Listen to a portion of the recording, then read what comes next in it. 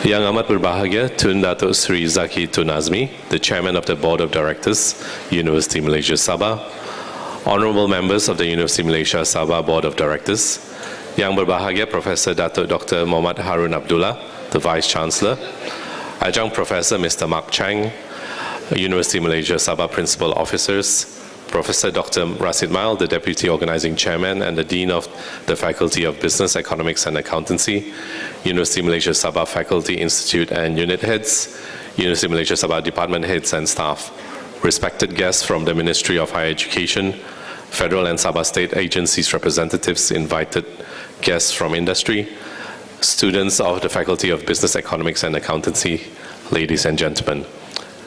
Greetings from University Malaysia Sabah and a very warm welcome to our public lecture to be delivered by Adjunct Professor Mr. Mark Chang, the founder of Job Street Corporation, Berhad. So to begin our day today, may I please now invite Ustaz Yusri from Pusat Islam UMS to come on stage to recite the Doa to bless this event. Ustaz.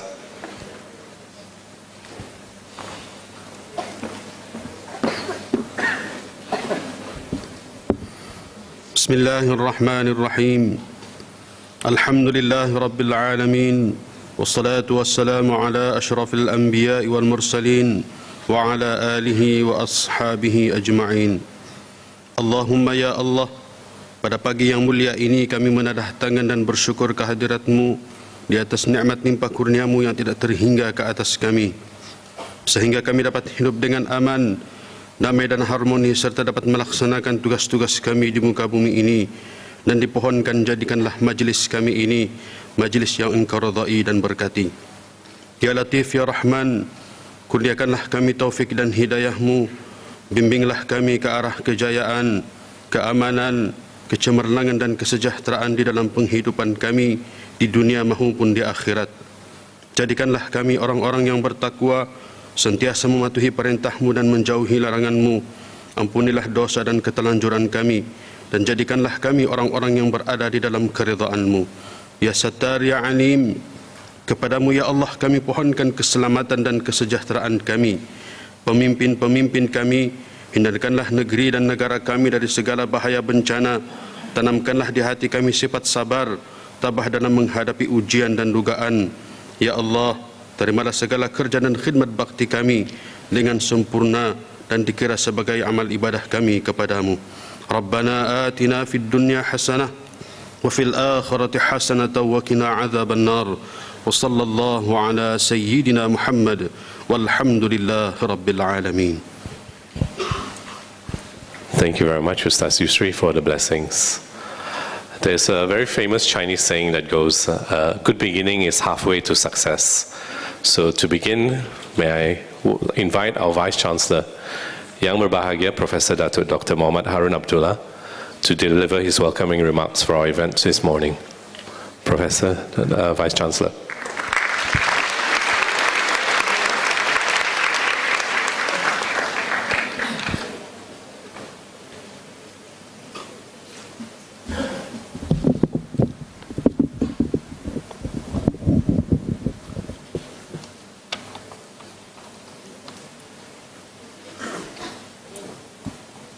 Bismillahirrahmanirrahim. Thank you MC Dr. Siva. Yang amat bahagia Tun Datuk Sri Zaki Tun Azmi, Chairman of the Board of Directors of University Malaysia Sabah, Mr. Mark Chang, founder of Job Street Corporation Berhad and Little Ren Children Trust, and also as adjunct professor to our Faculty of Business, Economics and Accounting of UMS. Datuk Pangeran Hussein, our member of Board of Directors of UMS, Prof. Marcus, principal officers and heads of departments in University Malaysia Sabah, members from the industries, members from the media, students, ladies and gentlemen, Assalamualaikum warahmatullahi wabarakatuh. Salam sejahtera and very good morning. Today marks another historical moment for UMS where we are able to bridge the gap between industry and our university through the CEO faculty program. It is due to the Ministry of Higher Education under the Minister Yang Berhormat Datuk Seri Idris Yusof that such activities as today's a public lecture by a renowned and successful businessman are made possible under this program, and we offer our thanks. We are also very grateful to Adjunct Professor Mark Chang, the Chief Executive Officer for Job Street Corporation Berhad, in accepting our invitation, enabling UMS to act as your host under this program over the year of 2015 and 2016. We hope you find it as exciting as it is for us to have you on campus, sharing your experience and your knowledge, thereby enriching the teaching and learning experience of both of our faculty and students. The CEO Faculty Program is a platform that allows students to get first-hand information from successful CEOs, or in the colloquial term, to learn from the pros. I encourage our students to take this remarkable opportunity to widen your perspective and learn what really matters as you step out of your classrooms into the working environment. Ladies and gentlemen, for the Faculty of Business, Economics and Accounting, I hope you will also take this opportunity to enrich the teaching experience and to enhance course content, discover and employ new and exciting ideas. I was being informed that there was a pre-event with Adjunct Professor Mark in the faculty yesterday, focusing on social enterprise. He is no stranger to social enterprise, as he is the founder of Little Lorraine Children Trust. Such event hopefully would trigger a new niche in the university, focusing social enterprise in the local entrepreneur scenario. We at University of Malaysia Sabah believe we have embarked on a new journey towards great success, and very proud to be chosen as the best career development center from amongst all the public universities in the nation by Great Malaysia. We must continue to do our best and move forward towards our goal. With that, thank you. Wabillahi taufiq wal hidayah. Assalamualaikum warahmatullahi wabarakatuh. Thank you very much, Professor Dr. Harun Muhammad Abdullah, for your welcoming remarks. May I ask that you now officially launch the event together with our Chairman of the Board of Directors, Tun Datuk Sri Zaki Tun Azmi, and Adjunct Professor Mr. Mark Chang.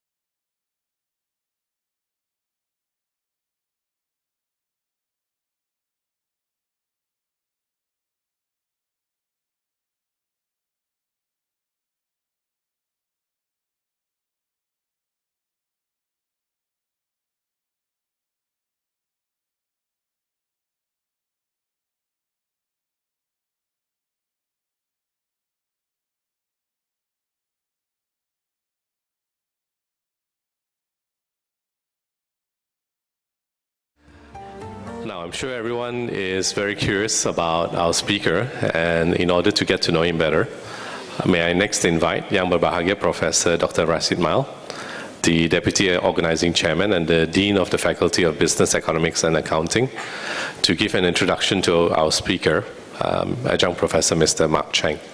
Professor Rashid.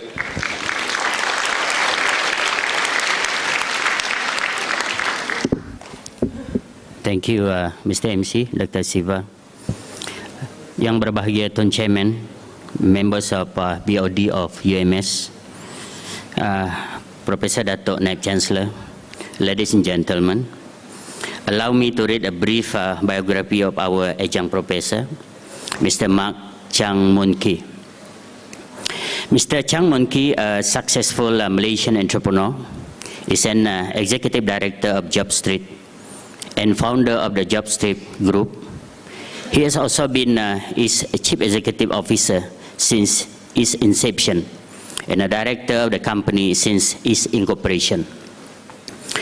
Mr. Mark Chang obtained his Bachelor of Science in Mechanical Engineering from the University of Texas, Austin, USA in 1988, and a Master of Science in Mechanical Engineering from the Massachusetts Institute of Technology, USA in 1990.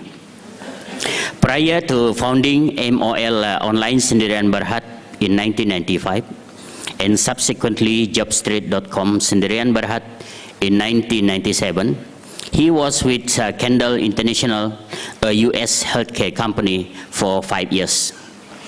Starting as a process engineer in 1990 before being promoted to manufacturing manager in 1992 and regional director of sales and marketing for Malaysia in 1994. He left Kendall International in 1996 to establish Jobstreet.com Sendirian Berhad, which expanded regionally under his direction. He currently sits on the board of Unity Corporation Berhad, Vitrox Corporation Berhad, 104 Corporation, Taiwan and MOL Global Incorporation. Mr. Chang also founded the Little Rain Children Trust to aid disadvantaged entrepreneurs and promote businesses and initiatives with a positive social impact. So, a lot more to share after this, ladies and gentlemen. So with that, thank you for your attention.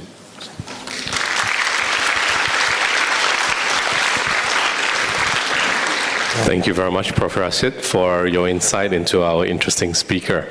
As some of you may have attended yesterday, Mr. Mark Chang believes very strongly that we can do well for ourselves by doing good for the many. So without further ado, I'm sure all of you would like to listen to him. May I now invite Adjunct Professor Mr. Mark Chang to deliver his presentation entitled Paving Your Own Pathway to Success.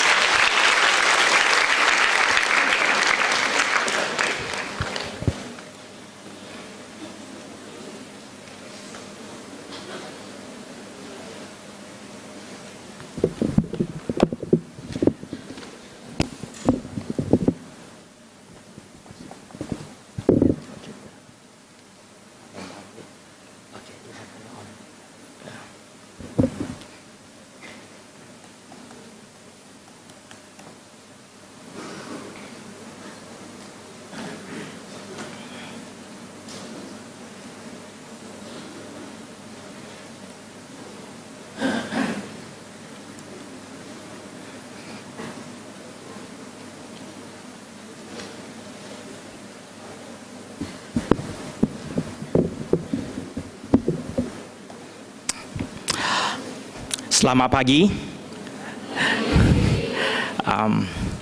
Thank you for the invitation to UMS here today. This is a very nice campus. I was here in Kota Kinabalu about 10 years ago, and things has changed a lot, and it's a lot much better place right now as compared to the UMS that I know before. I just want to let you know that I'm the same person that you're supposed to come and see, and hear today. It's just that I have less hair as compared to the picture there, but I guarantee you I'm the same person. Okay.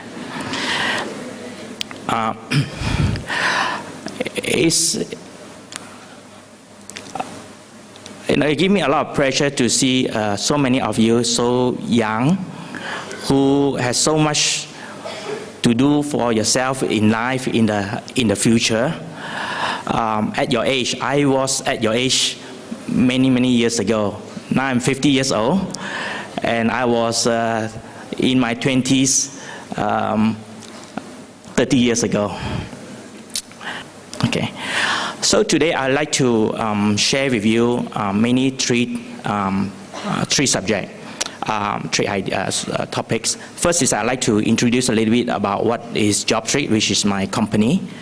Number two, I want to talk about the career I have been to, my life journey, so hopefully you can learn something from them. And then the third would be what I will see, how you can actually pave your way to success in the future. Quickly, for you who do not know about JobStreet, I just go through quickly so that you understand.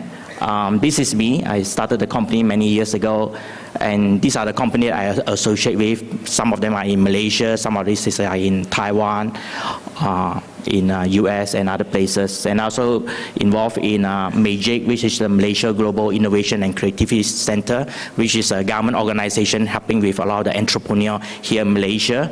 And the other is Endeavour Malaysia, which is a global organization that is a non-profit to help out with the startup companies to scale out and become successful worldwide.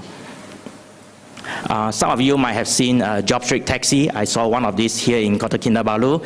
And for you who are about to go out to the job market, I think it's going to be well, this is the most important site that you have to go to look for your next job. Right now, JobStreet is now the largest job site in Malaysia. We have more jobs than any other places. This is one place that you will see, and you'll find all the jobs here in Malaysia. In Singapore, you'll see us on an MRT advertisement, see on buses. In India, some time ago, we actually see us on TV. Right? And if you go to the website, this is what you see. These are the countries that we are in. And you click on some of those, you fill out some of the detail. It will do a job matching and match you to jobs that you want, location that you want, salary that you want, and the skill set that you want. And it will show you, you click there, you see the company. Sometimes it has pictures of the company. We try to tell you a lot more about the company that you want to join. Okay. This is what I like very well. This is an apps, you know.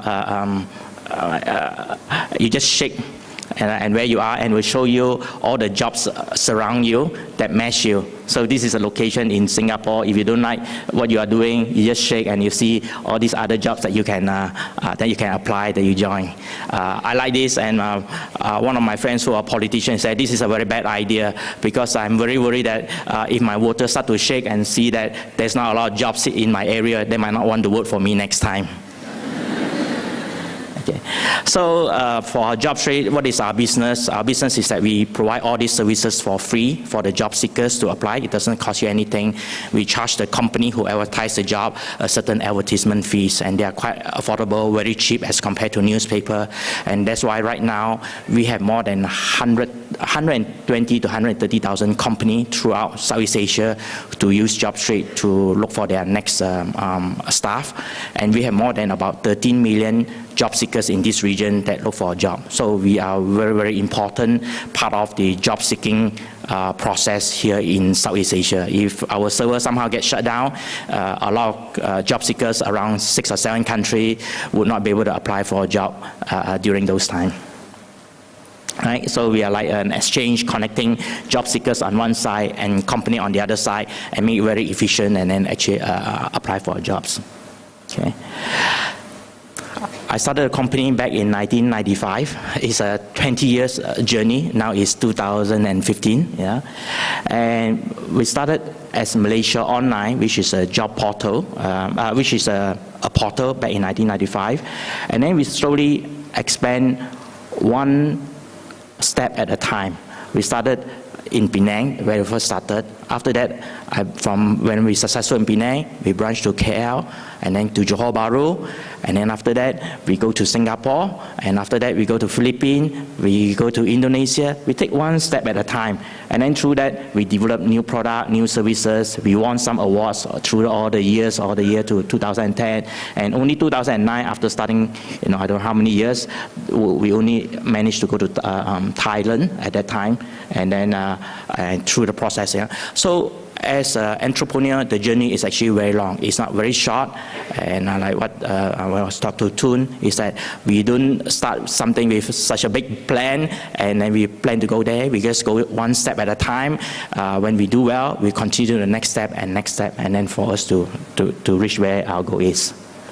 And then by the time 2015, last year, right now, we're almost in all the Southeast Asia countries, including Vietnam, Thailand, and the whole Southeast Asia, except Cambodia and Laos, which we are not in there yet.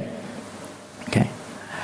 And at one time, we have this contract with Shell that they actually use our platform and our software to recruit their staff worldwide. So you want to apply for a job with Shell and you are in Brazil, want to work for a job with Shell in Brazil, and when you apply for a job, that back end of the software is actually run by us worldwide. So we handle worldwide recruitment for Shell, and it's something that we're very proud of, that the software company from Malaysia are able to beat out almost all the competitors in the world and become the software provider for Shell worldwide. And we have to go to Netherlands to service this customer and so on and so forth. Right? And through this 20 years process, we did very well. We earned a lot of money, and through the money, we invest in many other companies. We invest in listed company in Taiwan, which is a job site. We own 23% of it. We own another company in Hong Kong doing recruit and travels, Auto World, and other listed company. Right? And we also won a lot of awards through the years, Forbes and so on and so forth. And last year, we won and recognized as one of the best job site, most creative job site in Las Vegas worldwide this year. Okay, and in end of last year in November, I finally sold the company, JobStreet, for about 1.8 billion. It's actually a lot of money. I started the company with only 20,000 ringgit, and in year 1995. And after 20 years, that company from 20,000 become worth close to 1.9 billion. Not something that I can, not something I can dream of, and that we achieve. So I mean, that is what JobStreet is about, and then that's the end about JobStreet, the introduction. And then the question is, how did it all get started? I think that's maybe more interesting and maybe more important to you. A lot of times when I hear entrepreneurs speak and what are things that they have achieved, I think that they are like Superman, and the guy is so smart. But when I look back, it is really not that case. I was like you too. I was sitting there, hear people say, I cannot do it, the guy is just so smart, I will not be as good as him. Now, as I've gone through all this myself, I realized that it is not the case. I was not that smart, There are just a lot of things that if we do well, we become successful in life. And maybe that's where I want to share with you how the whole entire journey started and how did I get to where I am. I know a lot of you are from Sabah. For me, I'm from actually Kampar, Perak. I don't know how many of you are from Perak? No? Okay. So I'm actually from a very small town in Kampar. And again, I'm 50 years old, so I born in 1965. So by the time I growing up in Kampar, the town is on the decline. There's no more mining. It's over. People are leaving. Young people are all leaving towns. So it's a very quiet town. And I was a very happy young person growing up in Kampar, I do not know much about the rest of the world. I thought that Kampar is one of the largest city in Malaysia. After Kuala Lumpur and Penang, which I've been to, I think the next biggest town in Malaysia is Kampar. So that's how small the world I am. Until I was like 17 or 18 years old, I decided one day that, you know what, when I grow up, I want to go outside of Kampar. I want to see the world. I don't want to stay in Kampar. And then I just have that idea, but I actually don't know what to do and how do I go about that. And after I finished SPM, my mom asked me, what do I want to do? I say, I don't really know, whatever. And my mom said, why don't you just learn how to fix car? I just talked to the car mechanic, the master. He's willing to take you as a student. We want to learn how to fix car, and can make good money. There are a lot of cars in there. I said, Mom, I think about it, but I don't really like to fix car because it's a lot of oil. It's very dirty. You have to go under the car, to do it. I said, Mom, maybe I don't want to fix car. During my childhood, I watched a lot of Disneyland cartoon, start with it, and then after that, Disneyland movies. They said, maybe I want to go to America. I want to study there and see what this life is. And maybe I get the chance to go to Disneyland, at the same time. So that's what I see, okay? But then, how to go to America? My English is actually very bad, even right now when I talk to you, I maybe speak half-broken English. When I was 15 years old, I cannot even read any English book, I've from Sekolah, Kebangsaan, National School. So my teacher, when I was 15 years old, said, you read. I look at it, I stand up in the textbook, I just cannot read. And my friend next to me, sitting, he would whisper. And then whatever he whispered, I just repeat. And the teacher said, quiet. When he said quiet, I sweat. I don't know what to do. And I just stand there. And when I cannot read, the teacher said, you stand up on the chair, I stand up on the chair. So, so that's my kind of standard. And how do I go to study in England? And by the time also during Form 5, a lot of you, I just talked to you yesterday, your English is much, much better than me during my time. During the SPM time, you have an option to take an extra English test if you want to apply to study overseas, like in Australia or England. I forgot what is the paper, it's optional. And the teacher said, whoever want to sign up for this optional paper, you can fill out this form and then pay the registration money. And she said, you can consider if you want, accept 2 students. One of them is my friend, you don't have to take. And the other person is me. You also don't have to take, because you will never get passed. Don't spend your parents' money to even try. So I said, okay, yes, teacher. But I want to study overseas, so what do I do? So try to study English myself, read the textbook. Very difficult. I just do not know how to start. I'm just so well behind, I cannot even read. So I said, okay, maybe what I'll do is that I happen to have a shortwave radio at the time. I don't know whether people still listen to radio right now. And then I happened to tune into a program called Voice of America, shortwave. And they speak English very, very slow. And they speak, and later I realized that because it's an international program, they speak with very few words, so that international people like us would know and understand it. So at that time, there's cassette. Now there's no cassette tape. You put in the cassette tape, you put it up, and then before I sleep, I just turn on the radio and let the cassette run while I listen to the radio. Until I fall asleep, and then when the cassette finishes, I'll just turn off the radio. So I do it almost every night, just to listen. After a while, I kind of realize that I know they're asking questions, I know he's speaking something, and I start to realize that I know a little bit of English, and I start to absorb some of those. So that's my introduction, and that's how and after that, they said, how do I actually apply for university in US?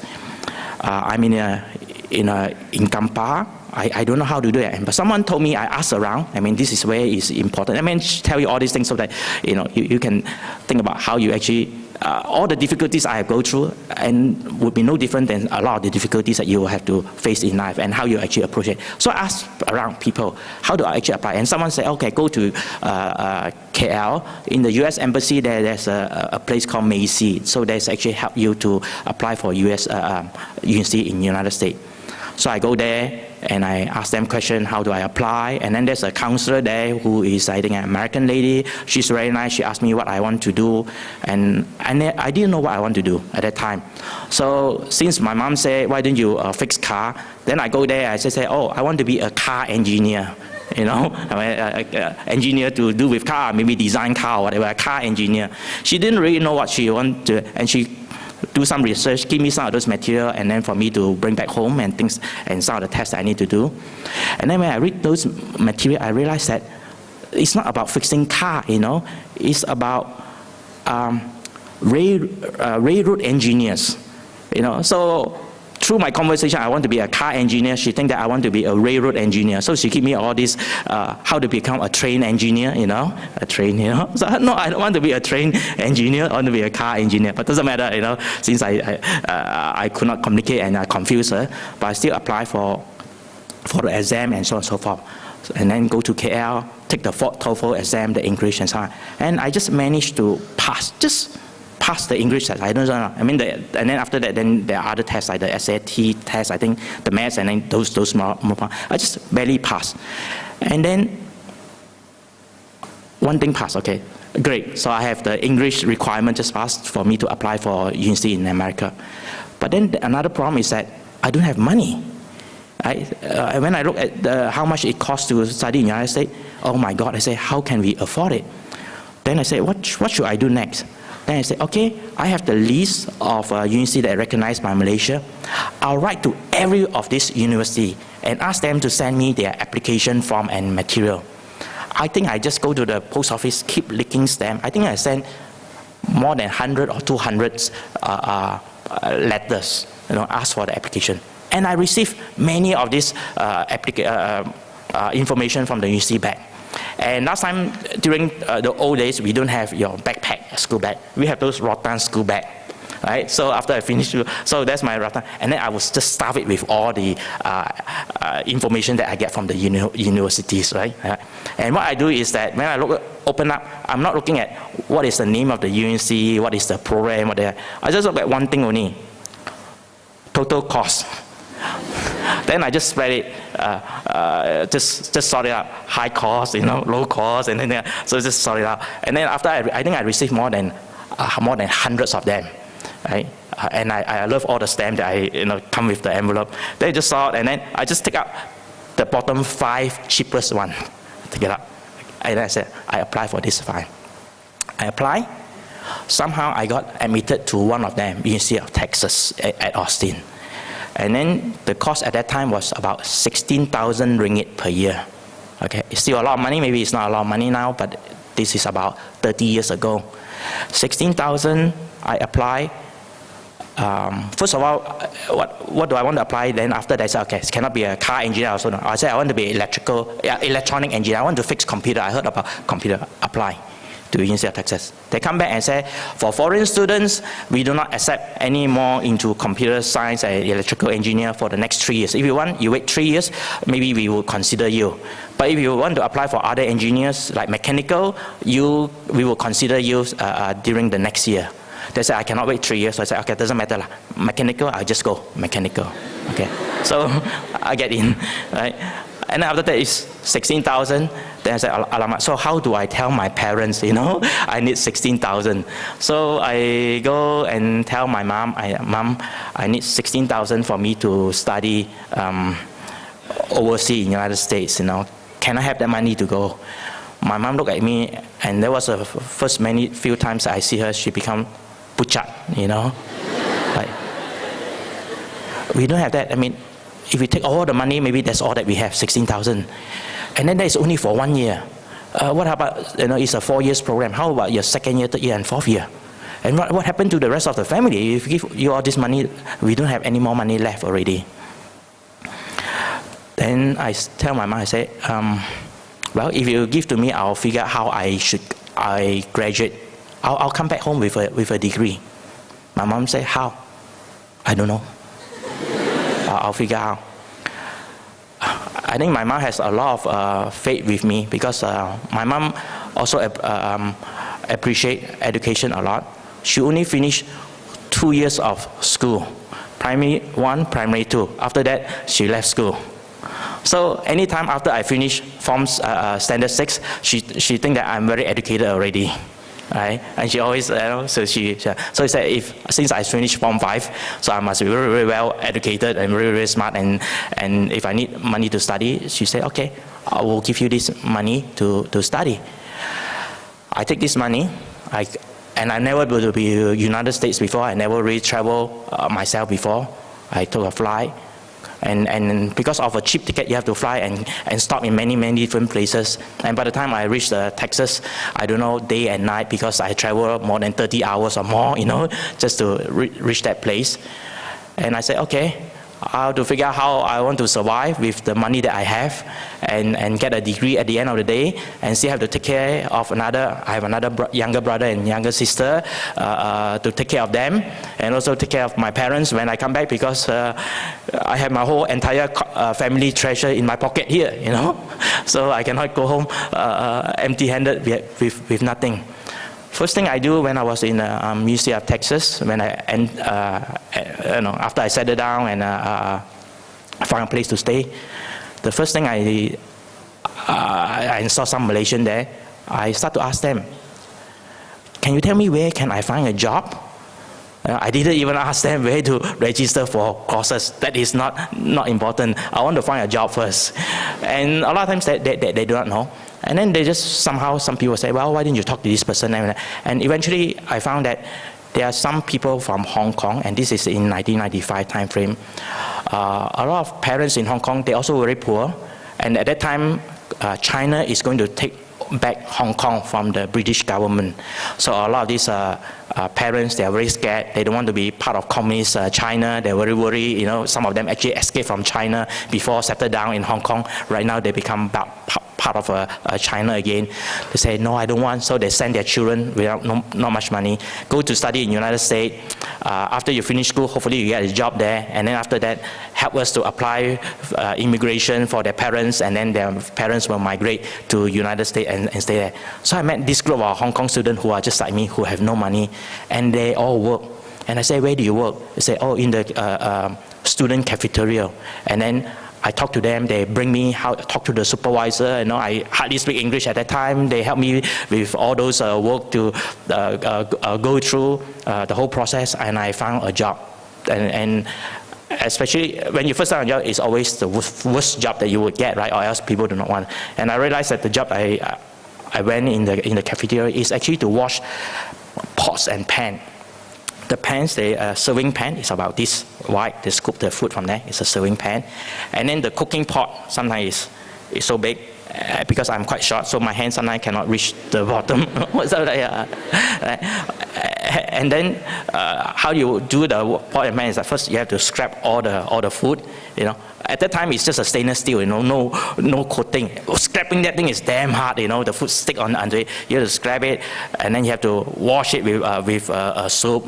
Soak it, and then after that, then you put into the hot water, and then soak in the hot water for a while, and then take it out for dry. And because of the hot water, it's really, really hot at that place, and that's why that job normally people do not want. It might be the first job, but as soon as a position open, someone will move to that new position, and then this position is empty, and that's why I got a job. So it's a very difficult job, but I have no choice, so I have to kind of take the job and then do it. Then one thing I found is this, and again, I just want to save money, right? Because I just don't have money. How do I take care of my food? Then I realized that when the pans comes to me, over here in America, it's quite wasteful. A lot of the corner, the food, they don't scoop very well. So there's food left on the corner, and they're still good in a tray. So before I scoop and then throw it away, why don't I scoop and put it in a plate? So I can eat it later. So that's where I get all my dinner and lunches, is to scoop from those food, from the pots and pans that I don't throw away, and then I keep it. But in the cafeteria, they do not workers to scoop the food from things that they throw away. They actually give us a discount card and a half price that we can actually eat in the cafeteria for half the price.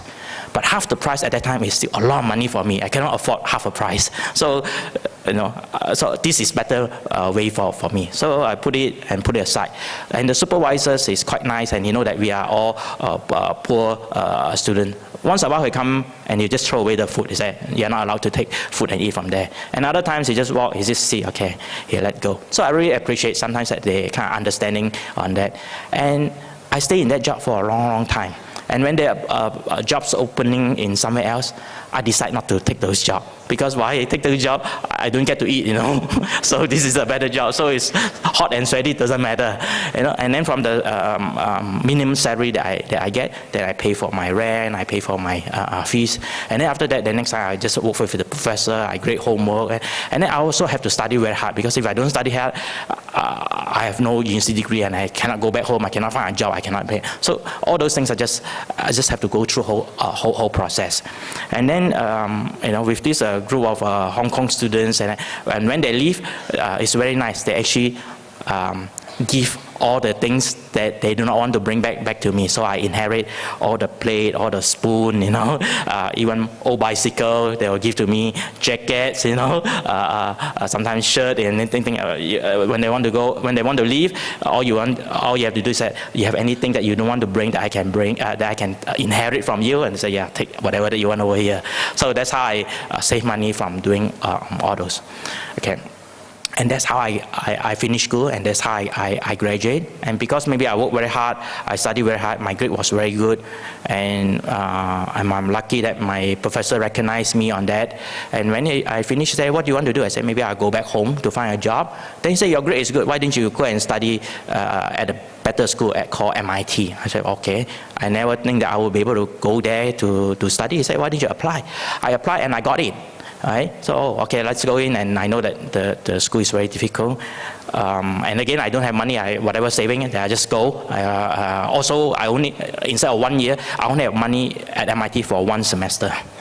Right? I said, doesn't matter, I just go to MIT just for 1 semester, that's all the money I have. If I don't have money, I just quit school. But if I have found a way to have money, then I will continue with the study, and hopefully maybe I graduate. And if worst come to worst, at least I can just tell people, yes, at least I studied at MIT, I see what happened before, right? So that's how I see just life as it is, one step at a time. I went there, and after 1 semester, I get a research grant from IBM, and then so that they will pay for everything, and I can actually finish school. And when I go to MIT, the study there is a lot more difficult than when I was at Texas. When I was at MIT, I sit in the class. First of all, when the professor teach, I totally confused. I don't know what he's teaching. I never heard of all these things before. I don't have the background. And when the rest of my classmates ask questions, I don't know what they're asking. I feel like I'm in the wrong class, and I sweat. I say, oh my God, I'm not going to graduate, I don't even understand one day of lectures, how I'm going to graduate. So how? Then I say, okay, maybe this subject, I go to the library, I do not know. I'm going to look at this subject. I'm going to find 5 different textbooks that's on this subject that I can find. I'm going to read everything on that and see maybe I can find a way and understand the subject. And that's what I did. It's very, very difficult during the first 1 or 2 semesters for me just to catch up with the study. And with all this hard work, there's actually a good ending in some way at the end of the day. And by the time I graduate at MIT, I graduate with all A's. And it's something that I'm quite surprised myself. Why I'm telling you all this is that, life is difficult. I'm not here to brag in terms of why. I want you to know that I'm not the only one. There are many other people who are just like me, who go through a journey in life that they are willing to try, to risk, and it has made a difference in their life. You think my life is tough? Maybe some of you, if you are from a well-to-do family, may say maybe it's tough life, or maybe my children would think that. I hope my children is listening, because I just text them the URL, the live streaming, you know. So I have 4 children, and I think they might be watching through the live streaming, you know. So maybe they look at it as life. But I can tell you, there are many other students, international students, students like my friends from Hong Kong. Some of them are worse than me, but all of us are willing to try, to take the risk, one step at a time, and that make all the difference in our life at the end of the day. No matter how difficult it is, sometimes if you don't dare to start, you will never reach your goal. Imagine if I were in Kampa, I just don't know how to actually even apply for university. Today, I will be a car mechanic in Kampa, Perak. I would never come to Kota Kinabalu. I never get to talk to you. People would not call me professor, you know. I feel like I sound very smart, you know. I'll be the guy who's still, you know, changing lubrication oil, you know, in the car. But looking back, that has made the difference. I feel that each of you would have the chance to make that difference in your own life in the future. You're still very young, you know. The future is a lot, and how you want to take off, path your own way for your own future in the future. So that finished my basic study at the time. And when I finished study, I decided that, hey, a lot of my friends actually want to stay back in the United States, because they can find a job, a cushy job, a job that pay in US dollars, live in United States, is very comfortable. And I would say maybe 90% of my classmates at MIT didn't come back to Malaysia. But I decided after 5 years, it's quite lonely. So I said, I do not want to stay in the United States, I want to go. And during the process of interview, I get many job offers. And one of the job offers that I wanted to go, that I accepted, is actually to get a job in Japan. So, okay, Japan is not Malaysia, but at least it's still nearer to Malaysia, and they're doing semiconductors, equipments, and things like that, because I study in engineering, mechanical engineering, so I thought I'm going to take that job. And then one last meeting that I attend, and the person told me, oh, there's a factory in Perlis, in Malaysia. There are about 500 operators working there. It's a factory that we just bought over a few years ago. There's an American boss over there, but it's an American, so they have problems speaking to the local because the English. Maybe if you work as an engineer there, you can become a bridge between the boss and everyone else. And the person who interviewed said, well, but we don't need a rocket scientist, you know, an engineer, very well trained engineer to work there. But you get to learn about people. And it struck me.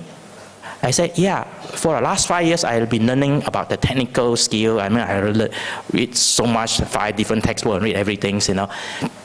But I do not know about people. I know about technical, I know about engineers. Then I said, what the heck? Why don't I forget about going for this technical job in Japan, you know, high-tech company? Why don't I just go to Perlis and work in this factory with 500 operators and learn about people?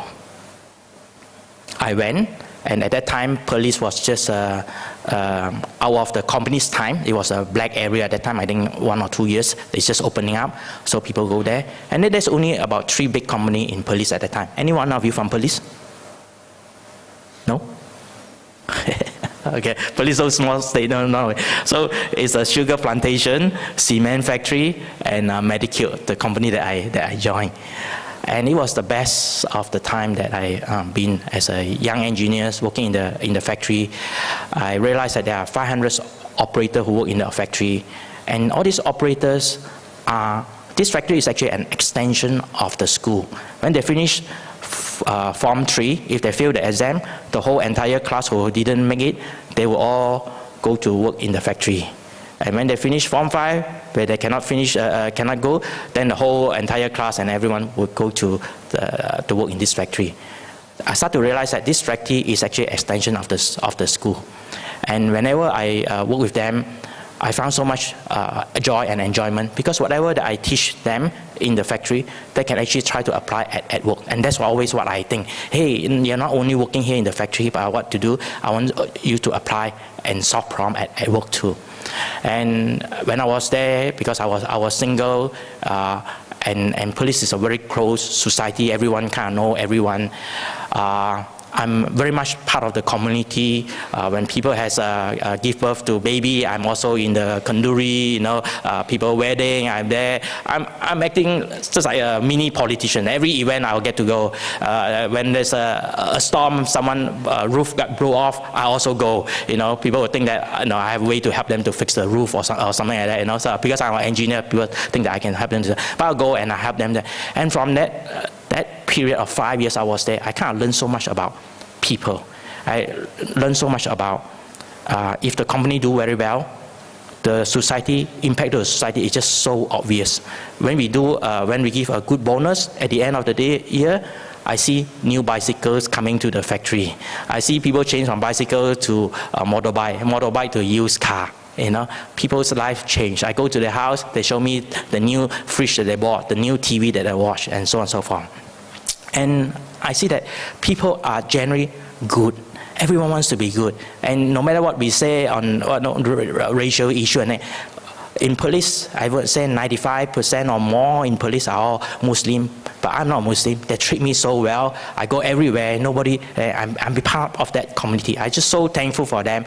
And then from there, I kind of realized is that whatever I want to do in the future, I just do not want to do well myself. I want to do well for the society too, because I can see that this police, when I was there, is a little experiment, a little exposure for me. It's the interaction between the company and the society, and I saw that. So one day, after 5 years working in the company, and at that time, during that 5 years, internet started to make a revolution in Malaysia. So I applied for internet. Then I play around with it, because at night, in police, if you're in Kanga, after 7 o'clock, everything is dark, So I'm at home, I write programs, I try a lot of things, I use the internet to communicate with my friends. Then I just said, maybe I want to start a company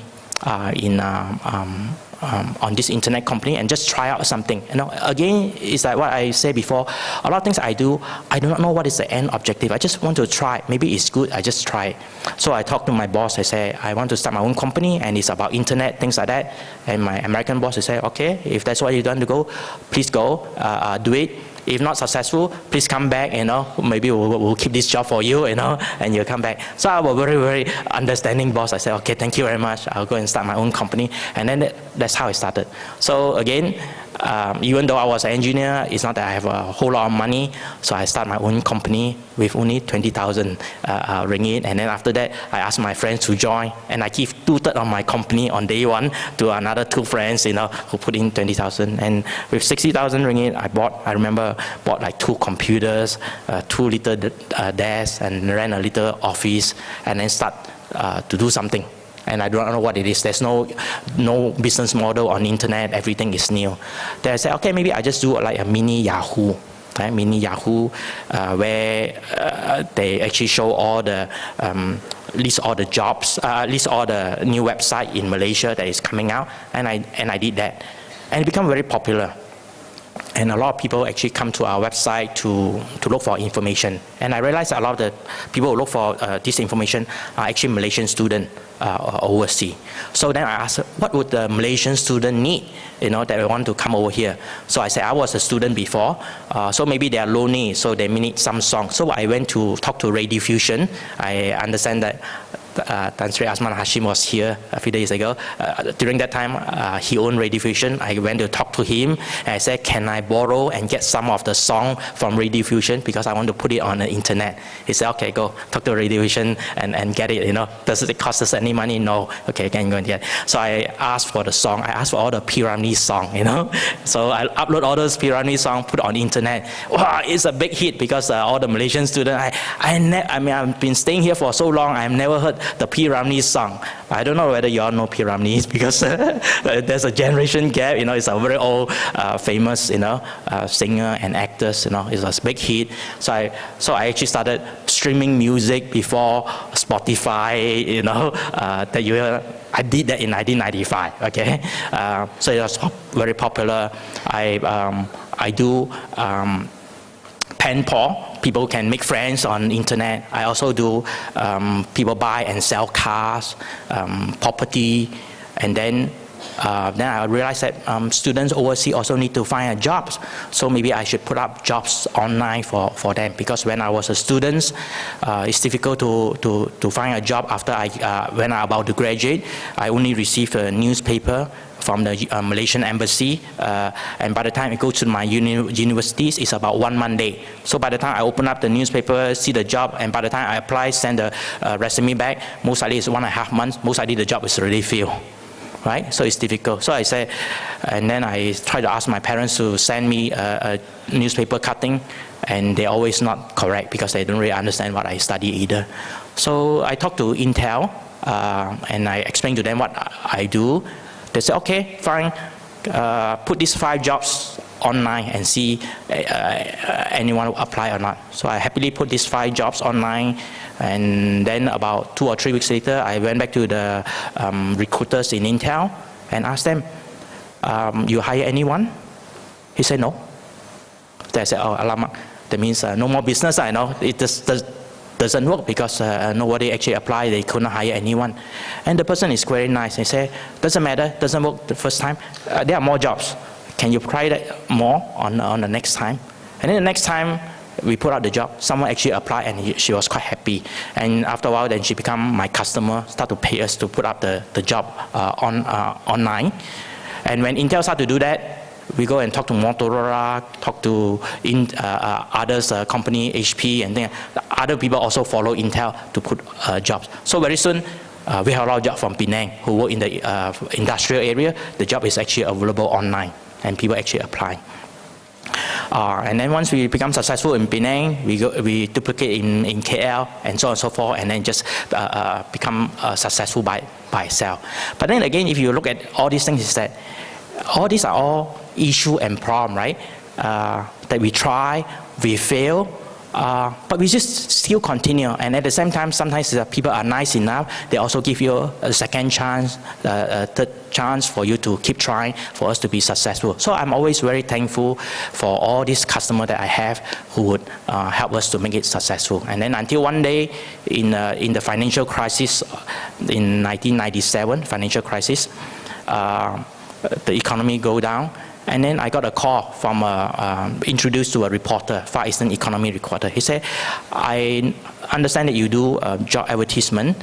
Can I interview you to know about the job situation here in Malaysia? I said, okay, fine.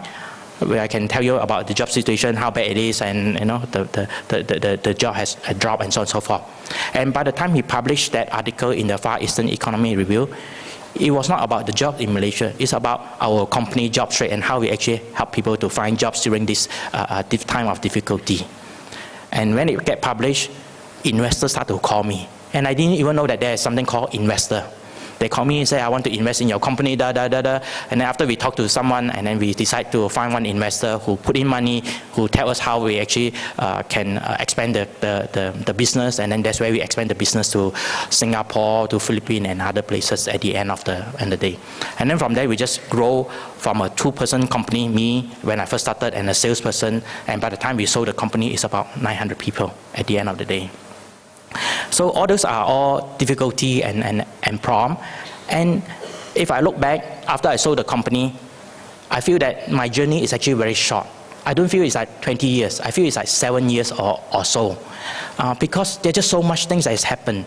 And when people ask me, is there one moment that you're most memorable about, that you remember in the entire things? I don't remember. Because doing a startup, it's just day in, day out, day in, day out. It's just like your parents bringing you up. They do not imagine a certain moment in your life. They just see you growing up, and every day is just more and more work, for them to bring you up. And that's how I see my company at the end of the day. But I feel a lot of joy in terms of what we have done, because at the end of the day, we know that through our service, it impacts so many people in their life, and that actually form some of the ideas that I want to share with you, how you can actually be successful in your own life, and how do I actually think about issue and problem in my own company. Okay, can we go back to the slide?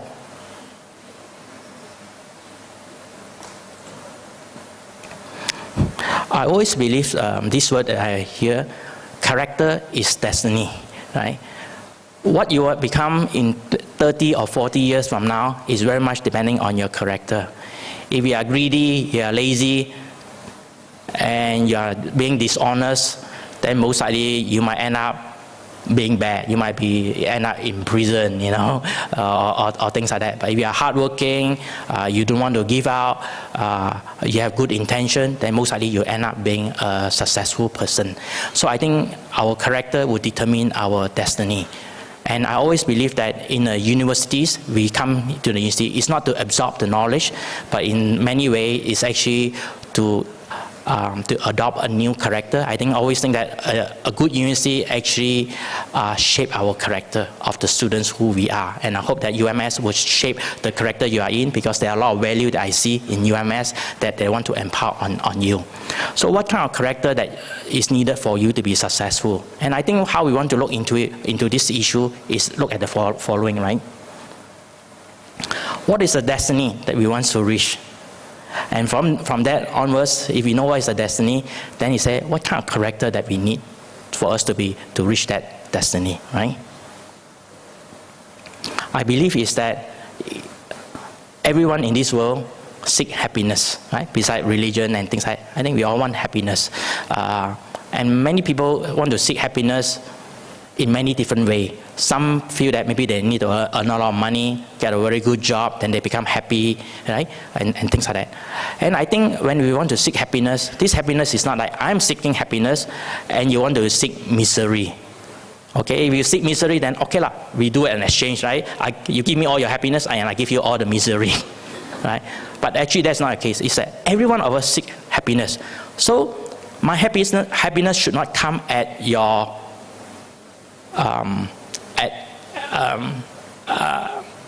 at your cost, right? So we both need to seek happiness, right? So I think that's how we should think about the world, how we want to move forward. And so many years ago, I learned about this rule they call the golden rule. Treat others how we like to be treated ourselves. I think it's a very common, and I use these ideas to solve almost a lot of problems in my company, in my own decision making. Anytime that I don't work on this concept, it always causes me problem. If I work on this concept, short term it might not, but long term it always gives me benefit. It's something that I really think is worthwhile for you to remember and for you to take note of. And this is one of the main tenets in many religions in the world. They all have part of this in all the religions of the world, is to treat other people how we want to be treated ourselves. So if we think about that, how do we, what is the character and how do we want to seek our life, right? So it's that, let's look into how our society works today, right? So that we can understand what I think that we have a very good time for all of us here. I always think that the life is actually divided into three parts. The first part is the first 20 or 25 years where you are right now. You are students, it's a good life. Our life is always at a discount, you know. Someone will also always take care of us. When we travel, we get discounted tickets and so on and so forth, you know. But by the time we finish school, we start to work. And what does work mean? Work is where we actually contribute back to the society. And that's how the society expects us to do. If we contribute, we earn the money, and then that's how we live. If we don't contribute, the society is not going to give us any money, and then we will not be able to live. And I always think that in the society there are four groups of people, right? The first group is people who work in the society after you work, just to keep the society running. Right? Either you become a restaurant, you do cook, you cook for everyone, you keep everyone feed, and just or the janitors to keep the toilet clean, or the airline pilot who will fly from one place to another, just to keep the world running. The second group of people are people who improve the world. Right? We all started our life as what we found, but the second group of people improve the world better. Maybe the researcher who found something new in the world that would make a difference in our life, or maybe it's an entrepreneur who find a new way to solve a problem, like Job Street. We found a new way for people to apply for a job, and that has changed the life of people for forever. So it's always the second part that actually moves the world better. And that is a life that I would like you to consider, because it's a very interesting hour. The third would be people who don't contribute to the society. Sometimes maybe people are unlucky, maybe they are sick, so they cannot work, they have illness, or maybe they decide not to work because a housewife, okay, they decide to stay home, take care of the children, but they support their husband who work, and things like that. And then the fourth group is that I do not want any of you want to go there, is people who cause the world to go in reverse. Instead of helping just to maintain the world, make the world go backward. And who are those? Like, for example, people who commit crime, they take things from the society, it's criminal, they take away. Or terrorists, there's a building over here, very nice, and then suddenly they bomb it, and then there's no more building, So those are things that is in reverse. Or even corruption, corruption, you take things from the society, make it inefficient. But the society has a way to deal with this, the last group of people. If you do it that way, the society will come, and punish you, put you in prison, take away whatever that you own, so that people on the fourth group will not be there anymore. Right? So that's how we work. And then when you finish school, that's what you need to think about, how you contribute to the world. When I finished school, I was totally confused. I was so scared after I finished my graduate school, and I said, for the first time in my life, even though I do not know many things, this is the time that I really do not know what do I do next. Right? After I finish school, I can find so many different jobs. I don't know what jobs to pick, and luckily I picked the one in police. The choices is so much. And I think that is something that you would face too after you finish school. What is the choices that you would take? And a student asked me yesterday, what is the expectation from the employer when you look for a job? I can tell you, it's not how good you speak English or things like that. From the employer point of view, they look at you and they say, what can you help me to solve problem in my company? If you can solve problem in my company, I will hire you. If you cannot solve problem in my company, I do not want to hire you. I pay you. Why do I pay you? I pay you to make the problem go away. Right? So it's something simple. So when you actually apply for a job, just think about, hey, how can I actually contribute to the job? How can I actually solve those problems? Okay? So in my opinion, the secret to your success is actually not so secret. Okay? It's this. You will do well by doing good to the society. That's it. And that's something that I learned. I didn't learn it when I was young, and I learned it through my own working career. And I always think that if I always base my decision and my action based on this, we will always be successful, whether from the company or from an individual point of view. We must, and I'll go through some of the example on it. So make sure that one way to look into it is that we must be the giver to the society, how we actually contribute to the society. If you think about when we're born, we inherit a lot of things that we don't do anything about, right? When you come here, you have cars, you have university, nobody work. You come here, this university is already built. Who built this university? It was a piece of jungle before. Someone actually built, put a lot of hard work, and then built where you are today. So be a giver to the society. And I can tell you, there are givers and the takers in this society. Don't be a takers. Takers would not last long. After a while, you become takers. Nobody really wants you. But if you're givers, you're always welcome. And from there, you actually shape your own thinking. Right? It helps us to be what I call outward focus instead of inward focus. Inward focus means that we focus on ourselves. What is this job? How much salary it pays for me? What is this for me that to do this job? That is a very poor way of thinking. We should think outward focus. How can I do this job to help other people? Right? As I always think that, that is the rule, how we operate in this society. When we are in a family, we cannot be so inward focused and say, I am the father. I want to take care of myself. I don't take care of my children. I don't take care of my wife. They are not me. Why do I take care of them? But that's not. We take care of them. That's why we have a happy family.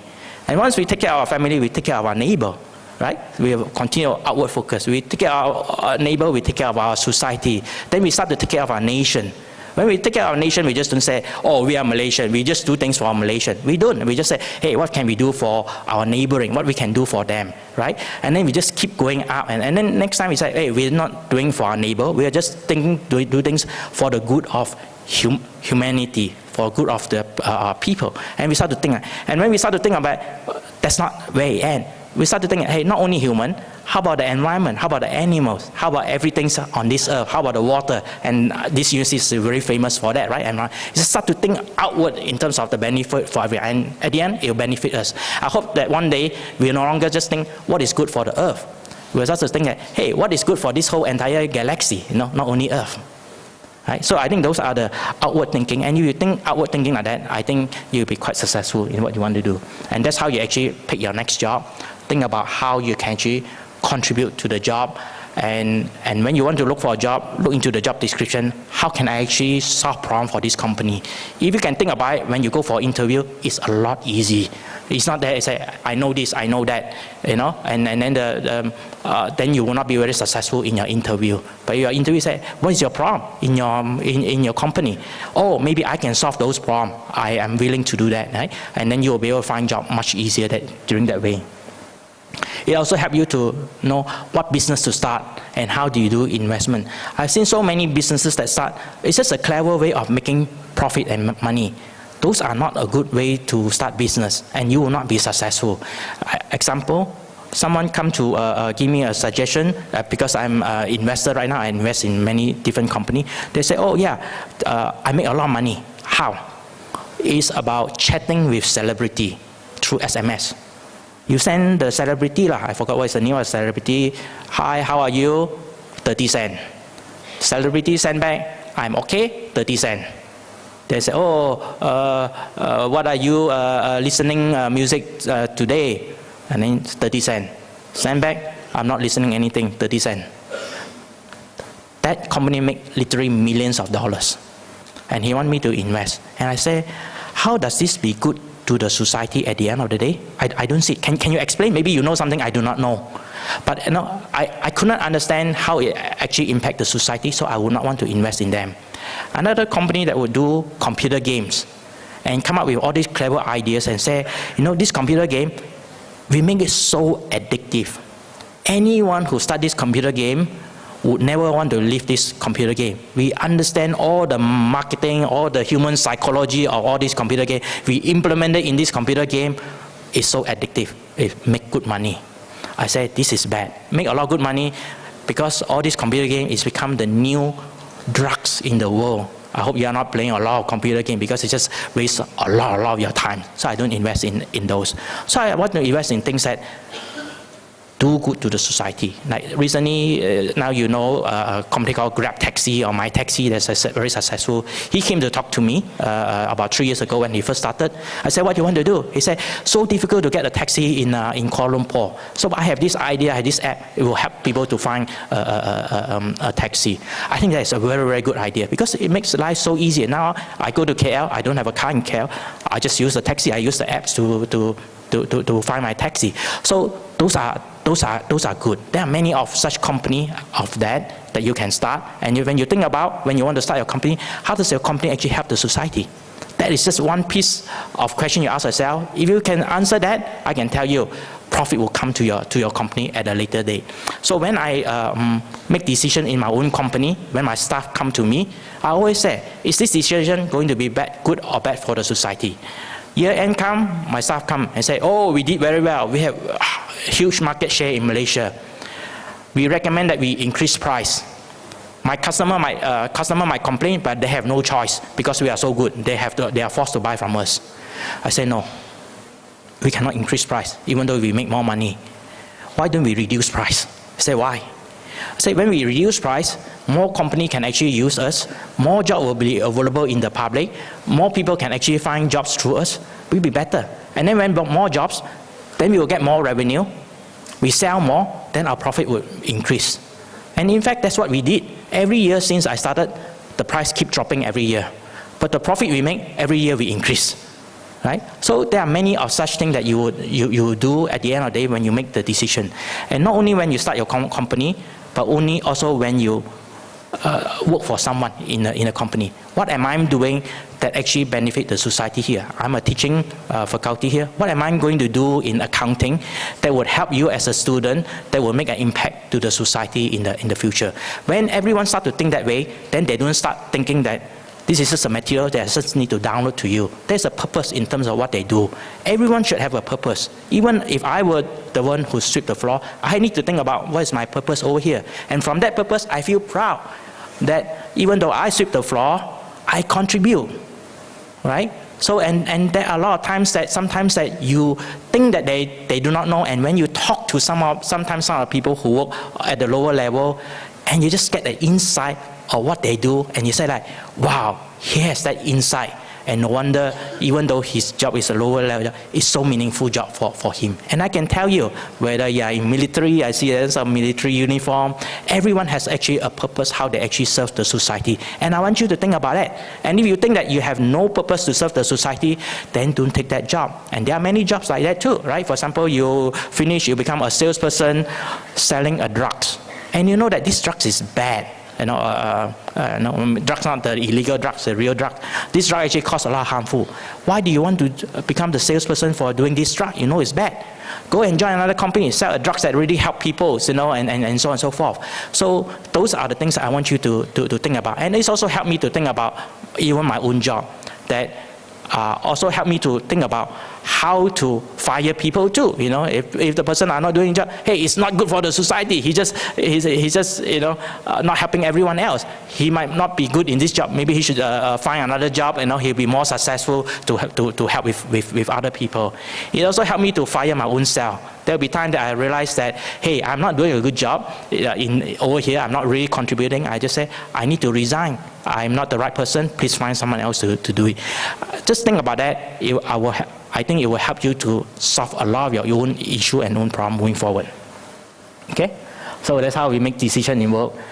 How other characters that I feel that is quite important in the success of your own life. Okay? Live a simple life. Okay? Life is too complicated. Sometimes it's so difficult. I always ask myself, and you should ask yourself, what are the 3 most important things in your life? List it down. Make those changes if you need. The 4th, 5th, and others, no need to consider. Those are just a waste of time. Right? So for me, I have 3. Let's say I remember, I want to make sure that I have good health, because if I don't have a good health, I become a burden to everyone, to my family, and I could not be helpful. I want to be financial freedom, so that I have a freedom to do my own things, so that I don't have to work until I die. Financial freedom, so I make sure that I don't overspend and so on and so forth. And then the 3rd is that I want to be happy and doing things that I'm happy about. So I want these 3 things.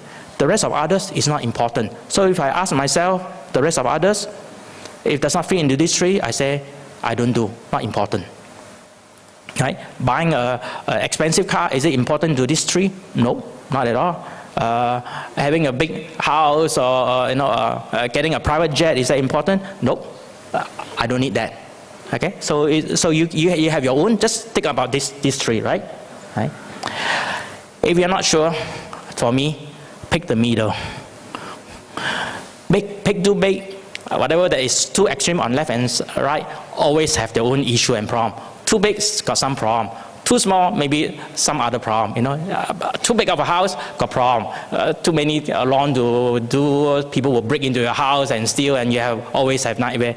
Too small, maybe not enough space to live, and you end up with quarreling and things. Just pick middle. So when I go to McDonald's, not sure what the medium size. Go to Starbucks, not sure, medium size. Very different from America. In America, you go there, big size, not only big, extra big, super big, So America, so they go extreme, on that. And I think that's not very good. So that's why if you really look into American culture, they are really extreme. Everything extreme, everyone to be big, And I lived there before, and I think middle is always good. Right?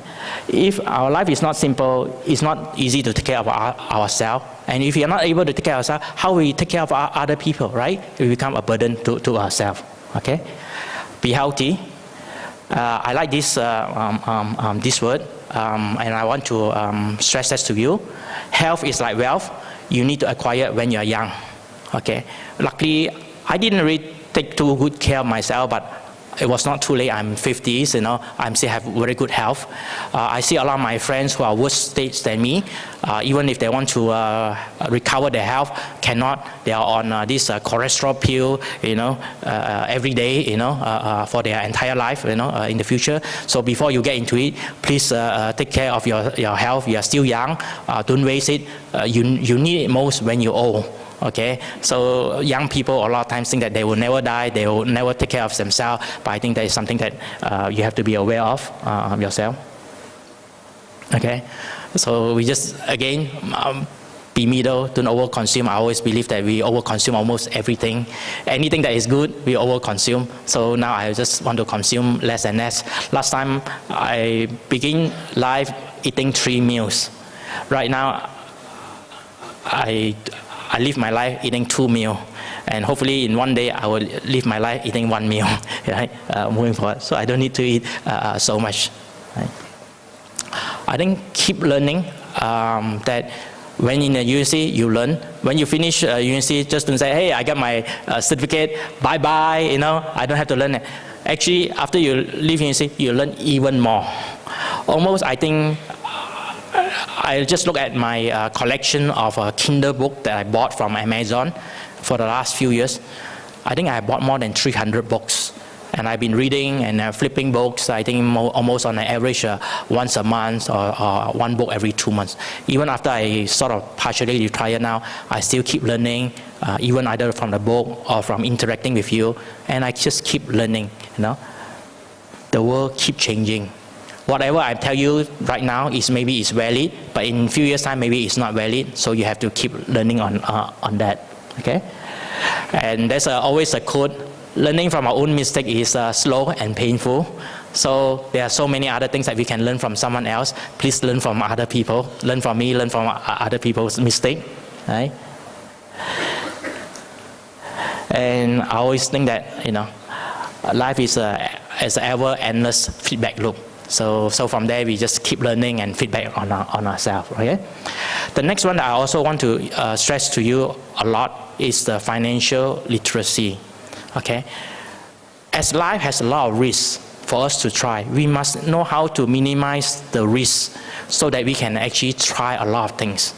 And part of it is actually financial. If you do not take care of your financial, your life is always in problem. I have seen so many people in my own friends that they are very talented, very educated, but they live their life in misery because they could not take care of their own financial. Once you take care of your financial, you have a lot of freedom. How to take care of your hard-earned money, how to use your credit card. So many people do not know how to use a credit card. I hope the university has some programs to teach basic financial literacy to everyone who graduates. People do not know how much money, if they don't pay the credit card at the end of the month, they are paying to the bank, you know. There was a joke that a company businessman go to the bank and get a loan. He signed the contract and get the loan. And the banker asked him, come, go to the window. And outside the window, he looked at all the buildings. He said, you look at all those buildings? All those buildings are owned by the bank. And it's people like you who work on behalf of the bank, right? So there's no joke about that, and that's actually a lot of times what I see that a lot of people actually go through, right? And how do you actually save yourself, save some of your earning for the future? Professor just talked a little bit. I always believe that I think at the end of the day, the best way for us to solve the world problem is actually solve problem through our own cooperation and our own career. I think charity and social entrepreneurship, there are needs for it in some cases, but a lot of times I think if we do our job very well, charity would be need less. I think if every company and every individual think how we do our work and how we actually benefit the society every day. The big corporation do not cheat the people, do not find way to be clever to cheat money from the people. Then I think there will be more things that's left for everyone in the society. Okay, so that's what we want to do in this Little Rain Children Trust, is actually to try to inspire the next generation to do well, to do good for the society.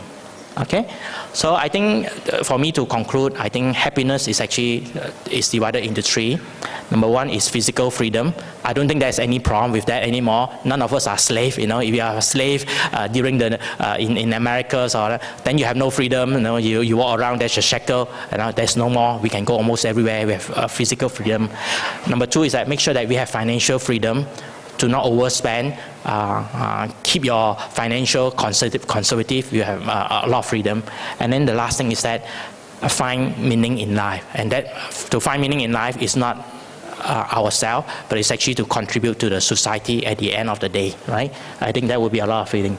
So I think if you think through this concept of doing good, doing well, you start to realize that once you do that, all the other good character will start to develop. You start to become more honest, you become more courage, you more compassionate. You want to be wise, you don't want to be clever, right? Because why? All those will help you to do that. You know. So last time when I want to fire someone, I get very, very scared. I don't dare to fire anyone. But after a while, I start to realize that if I don't fire the person, this person, because he's in the company, he drag everyone's performance down. It's bad for the society at the end of the day. We cannot help more people to find jobs. So I have to ask this person to leave. And when I ask this person to leave, I realize that I'm doing a good justice for everyone, including him, because he's not the best person to do this job. He's better off somewhere else. And this is where all the courage comes, when you start to do things that is what is right, right? How do we develop character? Very easy. And I learned this from Warren Buffett. He said, look at people whom you admire, and then pick 3 characters from them. And then every day, you live and practice this character. After a while, you own this character. And then you look at people that you do not admire. What are these 3 characters that you do not admire? Make sure you don't do it. Then after a while, you only pick the good, and as time goes, then you have all the good character, and you start to eliminate all the bad character in your life. I think it's really worth it. I practice that. I want to make sure that I do that all the time. Okay, so I see that everyone, you are all so young, with so much future. I think we are very lucky. We are born into this world. We are the best of time right now. I think it's very selfish if we just don't help to improve this world in the future. I think it's our responsibility to improve this world in the future, and that's what we all should do. And I think that life is a journey. He has all the risks and he has all the reward. And he has, and the reward to me is just fantastic. I mean, I love every time of my life, even all the good, all the bad. As I look back, I'm happy with where I am today. I hope that in the future, you all look at what I can do. I can tell you, you can do even more. What I have achieved, I can look at you and I say that you all can achieve even more. You don't have to take whatever it is. There's just so much ideas and so much knowledge from you. I want to challenge you. Please change the world. Please create the next big company that we all be proud of, so that in 30 years' time, it's your time to be here on this stage. You tell your story to the next generation. I told mine. I know if, in my own broken way and from what I have gone through, and I told you my story. I come from nobody. I was not really that smart at all. My grade was bad. It's just through hard work, sheer work, dare to take risks, dare to manage the risk. I have made a difference. I want you to make the difference in this society, in your life, in the future. And that's what I wish from you. And for that, this is what I live for you. May you find what you seek. Thank you. Okay. Thank you very much, Mr. Mark Chang. Please stay on for our question and answer session next. It's really rare for us to get insight from the minds of someone who's very successful, and it's great that he decided to share what he thought, how he felt, and all the actions that he took. So now I'd like to open the floor to give you all an opportunity to ask him your question. You never know when the right answer might change your life. So we'll have people walking around with the microphones. If you have a question, please state your name, your faculty and program of study, if you're a student, or your position and affiliation otherwise. All right, so good morning to Mr. Mark. I'm Sanchez from HE06 Financial Management and Banking. And I was really amazed with your story and your journey of a life, where you because for me, I would tend to think more before I make a decision. And it's always discouraged me from taking the decision after I think a lot. And so what I want to say is JobStreet was one of my favorite company that I invested before, and it's pay out dividend every quarterly. So I really admire Mr. Mark, as you are very generous in trading all the stakeholder. And then the question I want to ask is, what made you dispose the whole core business, the jobstreet.com? Because I'm really surprised that you decided to dispose all the business, because it is a very good business that can generate a lot of money. And then is it because of the price very good, or you have another goal that you want to achieve, or something else? And then another question is, what is the future for the JobStreet? Because all of us is very curious on the future planning of the JobStreet. And I noticed that Mr. Mark have set 2 years to study the market, to search for the new business. And do you have any direction now? That's all for my question. Thank you. Good, thank you. Thank you. Certainly, you are one of my shareholders in JobStreet. Thank you. And you study my company very well and keep track of it. Thank you very much. Well, as a listed company, on the day that I list, I tell myself, I really want to run a listed company as good and as genuine, as right as possible. As someone else said, how can we be whiter than white? And that's a term that I learned. I said, how to become a whiter than white. And I always ask myself, when I run the company, I want to live on that principle. And through that principle, we want to make sure that we take care of all our shareholders very well. We never want to do things. We don't want to spend money unnecessary and so on and so forth. So we are very safe, prudent, so that at the end of the day, when we make any money, we actually give it back to all the shareholders. And for the management of the company, we live a very frugal operating cost. You know, even until now, on official work, we all fly budget airline. You know, anywhere that the budget don't go, most likely we don't do business there. Right? So that's how we do, and things like, even after we sold the company, that's what we do. Even when we don't want to fly business, we have to pay ourselves, and so on and so forth. So why we sell the company? I think it's also back to how we make the decision. When we compete with other people, sometimes during the competition, we start to look at our competitors. That is a bad guy, you know. He's so bad. How do we kill the competitor? What do we need to do? After a while, I realized that, no, that's not the right way of thinking. The right way of thinking is that we are here to do good for the society, right? We want to help the job seekers to find a job. My competitors also want to help the job seekers to find a job. We are actually a friendly competitors. We are just say, who can actually help the society better? Okay, I do this, you do that. Wow, can I? Okay, maybe I do something better. So then after a while, I start to realize that my competitors are not bad people. They are just sharing the same. I don't know whether my competitors feel that way or not, you know. But actually, I don't care. Maybe but I feel that. And then when I tell my staff, don't look at competitor as someone ego. Just think about it as someone who wants to do their job, just like us. So let us do a better job and prove that our solution is better than our competitors. Just think about that way. Then after a while, I realized that after a while, the competitors is there, and whatever that we do, pretty much the competitors do, we pretty much do. Then one day I kind of realized that, hey, look, we are not doing things that is different. We are doing things that is pretty much the same. We're just, you know, after a while, most likely they copy more of us than others. So I start to talk to my competitors, and I say, it's no point. You know, I have 80 engineers in my company. We end up doing the duplicate things.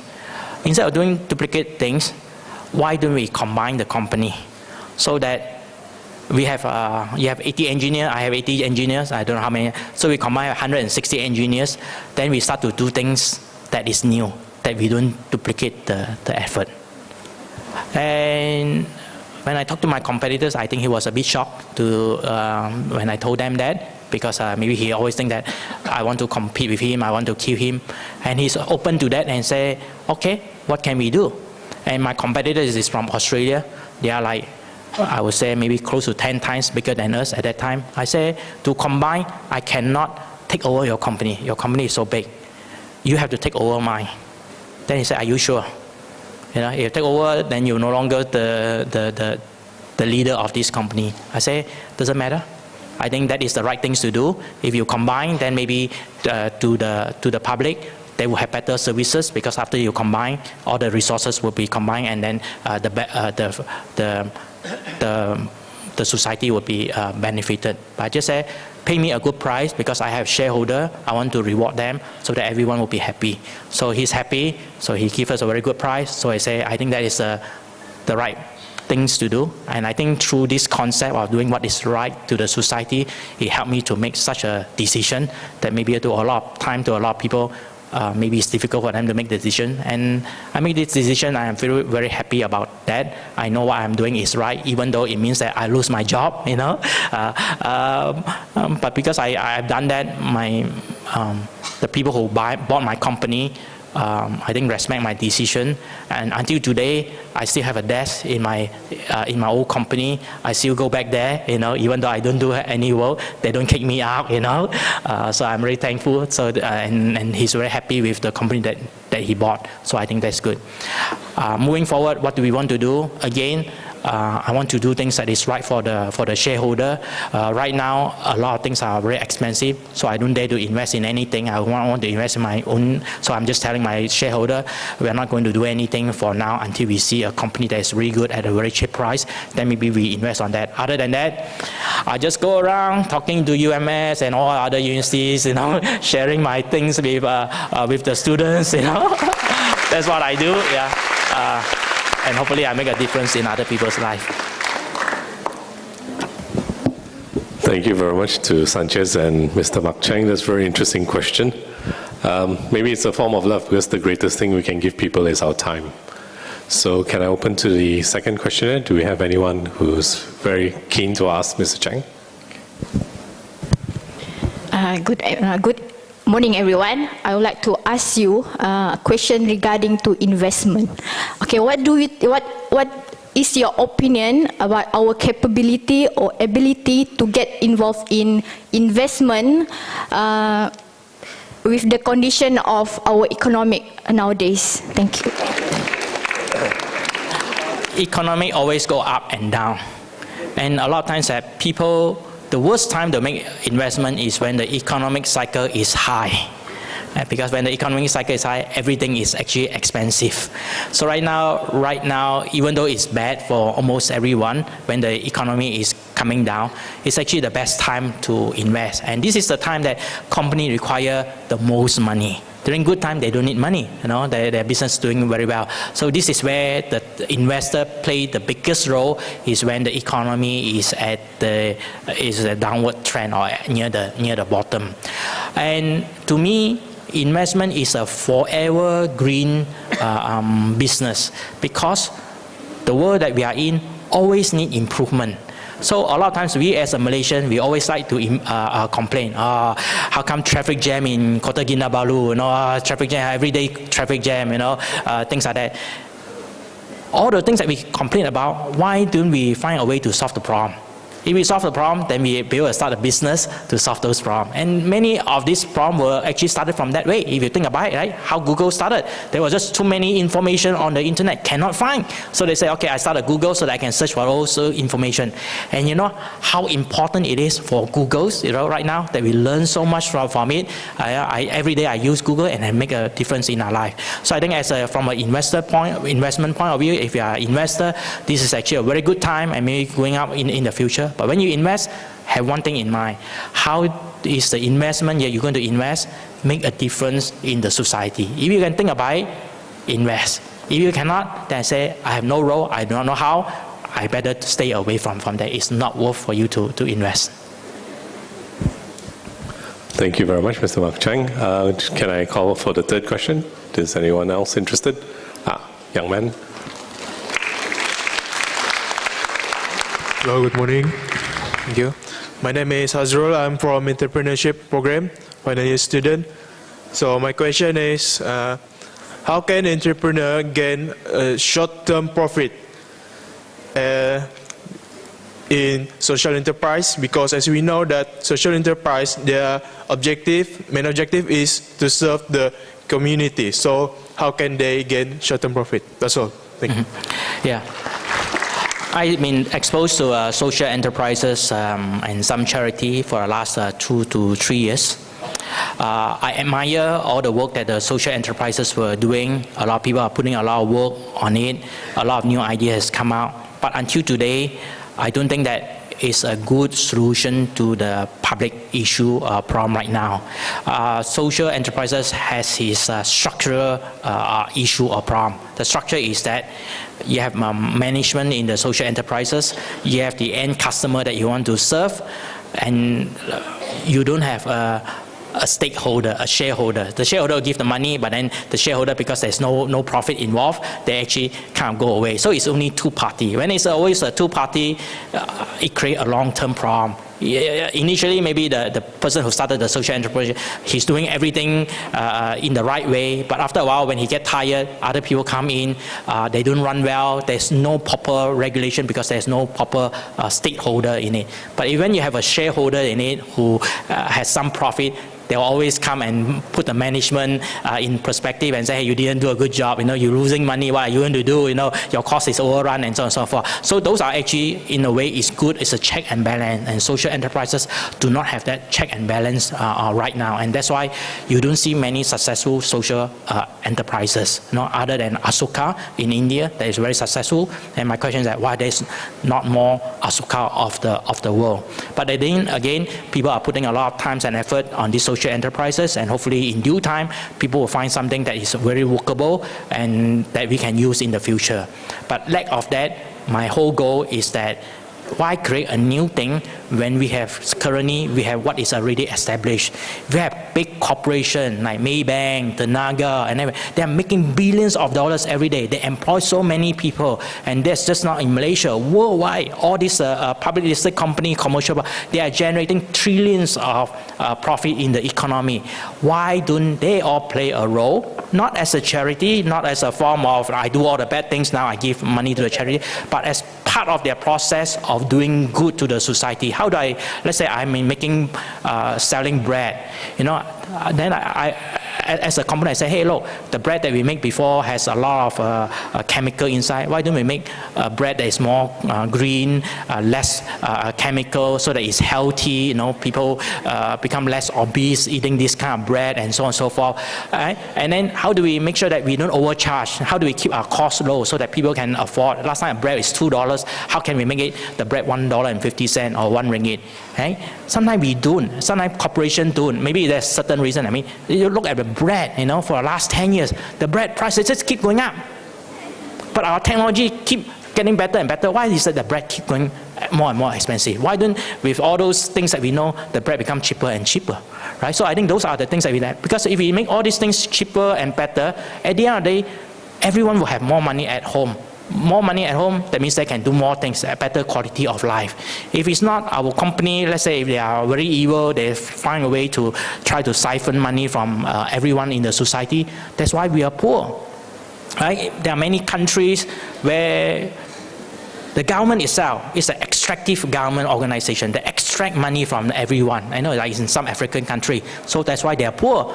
Sometimes maybe our government do not extract money from, but then the corporation itself, big corporation, because they are monopoly, they are so big, they start to extract money, they are monopoly, right? At one time, you think about it, flying between Kuala Lumpur and Singapore, it's one of the most expensive airline flight in the world for that distance, because only 2 airlines, Mars and Singapore Airlines, they all pakat and then they start to extract money from us. And when budget airline, AirAsia start to fly Malindo, price go down. Even Singapore Airlines, Mars Airline go down. What does that mean? That means that for a long time, they've been just extracting money. So I think if big companies start not to extract and do things that is good, I think we all be better off at the end of the day. And then charity and social entrepreneurship do not need to work so hard to take care of the society as what they want to do, because things will be well taken care of at the end of the day.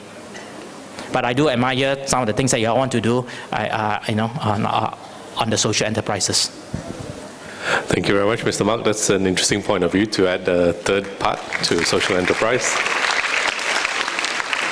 And also to mention that some companies and governments are extractive rather than generative.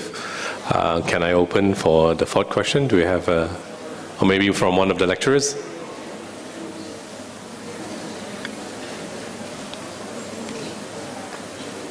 Yeah, thanks. Okay, there's a young man up front.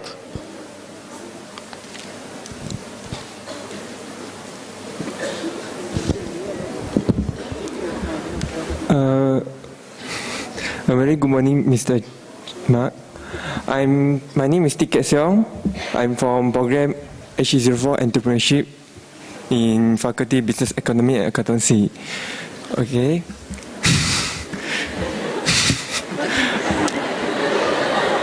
Okay.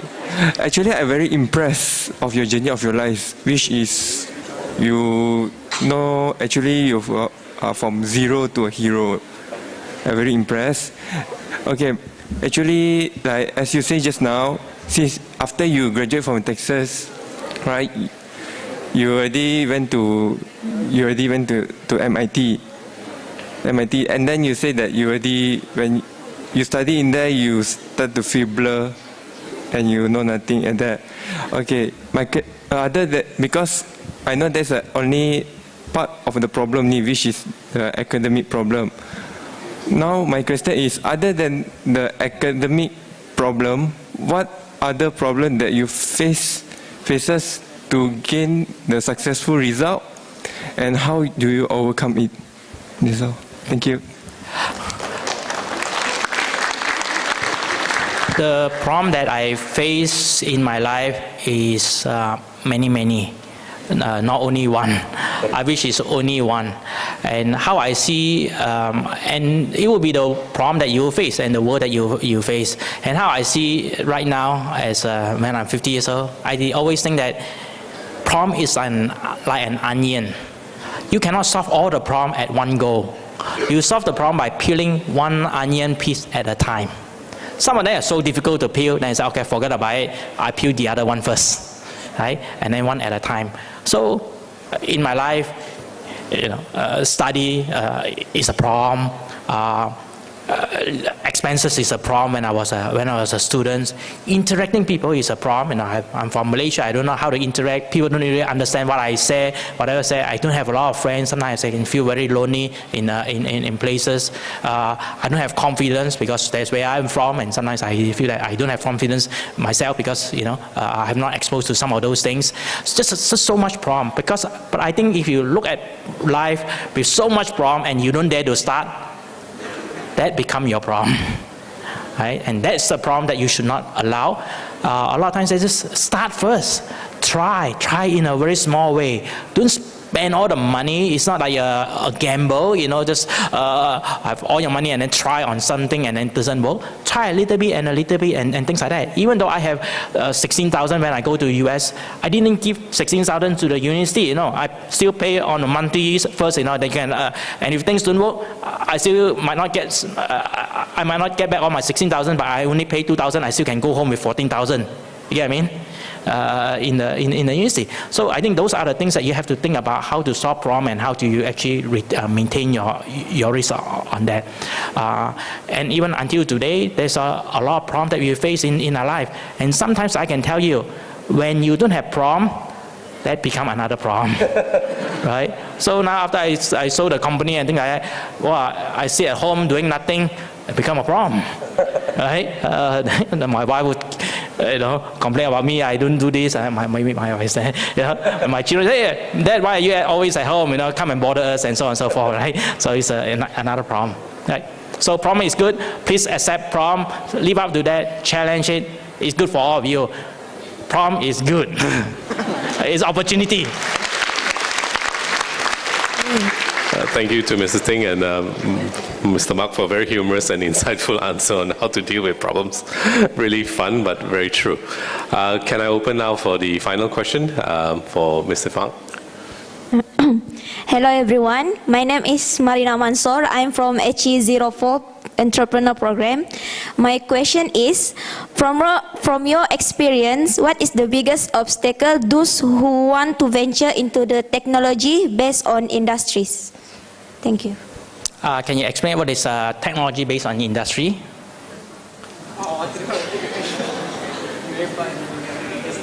What does that mean? Yeah. Like electronic industry. Okay. I think, again, I think if you are based on industry, so most likely, let's say you graduate from a certain university, certain program, you might have certain skill in that area, right? So maybe you know a lot of, about electronics and so on and so forth. But I would suggest this to you as a student. Even though you know a lot of skill, unless you are doing research, you found something new. But most of the students, I just say, when you go out, don't be an entrepreneur immediately. Because there's just so much things that you have not learned, and you become an entrepreneur itself, you are learning from your own mistake. And it's very, very painful. I'm glad that I actually worked for a big American company for 5 years. And during 5 years, I learned about all the organization structure, how they do it. My boss, I learned from management from my boss. I learned from all my peers. I get to learn about with the workers and so on and so forth. I learned a lot in these 5 years. And I think that if you do that, after you work for a company, maybe not even 5 years, in 3 years, you know enough about the company, you know about the issue and problem, then I think it'll prepare you better off as starting as an entrepreneur. I think sometimes when we look into people start entrepreneur, like in US, like Steve Jobs or Mark Zuckerberg or Bill Gates, I think that is a little bit different because over there, they create a product and the product is so good, all they have is just an idea, and very soon all the venture capitalists will come in, they actually parachute all the senior management. The founder don't have to do anything, right? Other than to create the product, and then the rest of all these people will actually manage those companies for them, and then grow the company very big and fast.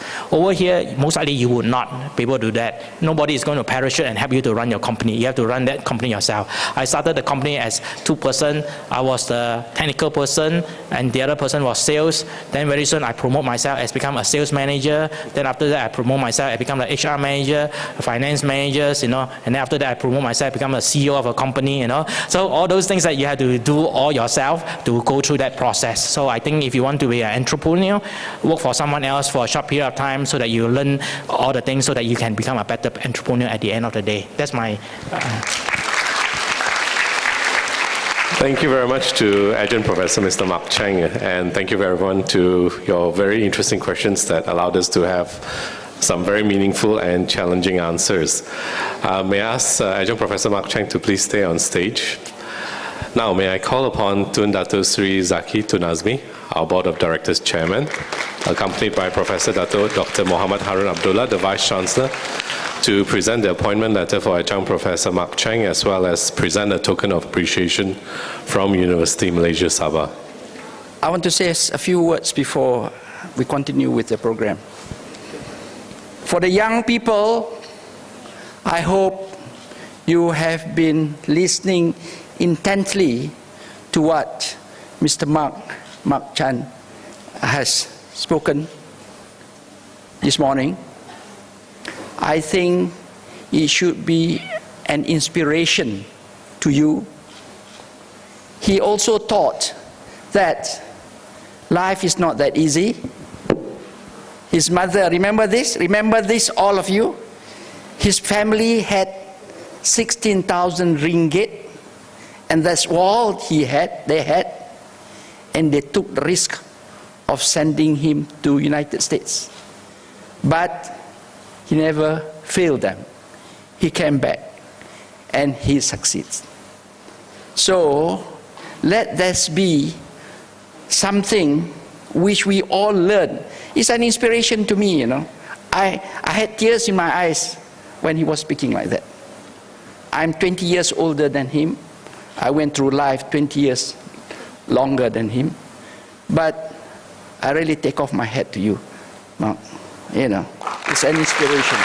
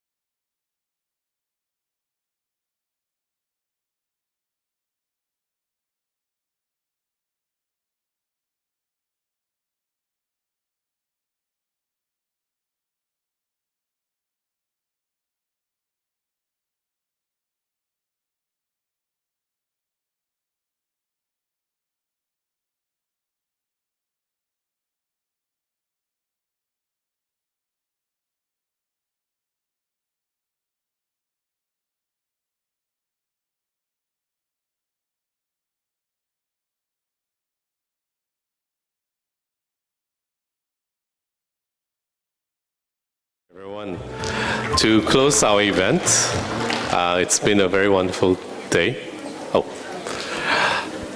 May we all be upstanding to sing the University Malaysia Sabah anthem, Bertekad Cemerlang.